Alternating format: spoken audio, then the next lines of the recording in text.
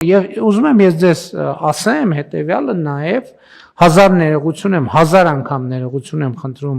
այս հիշատակումը անելու համար, նաև որպես մի մարդ, որ ժամանակ է անցկացրել քրեակատարողական հիմնարկներում, մեր հանրության շրջանում տենց ընկալում կա, որ քրեական ենթամշակույթը, ասենք օրինակ տղաներին ուժեղացնելու ճանապարհը, ես ուզում եմ պաշտոնապես հայտարարել, որ ուղիղ հակառակը քրեական ենթամշակույթը տղաներին բոլոր առումներով թուլացնելու,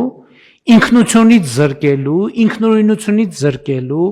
մտածողության սեփական ձևեր ունենալուց զրկելու մեթոդ է։ Սա ամենամեծ մոլորությունն է, որ մեր երեկանության մեջ խոսք կա, չէ՞, դե տղա է, ոչինչ, թող մի քիչ էլ տենց բան։ Իրանց թվում է, թե այդպիսով տղաներ ուժեղանում են։ Այդպիսով տղաները թուլանում են, բոլոր առումներով թուլանում են, զրկվում են կամքից, զրկվում են խելքից,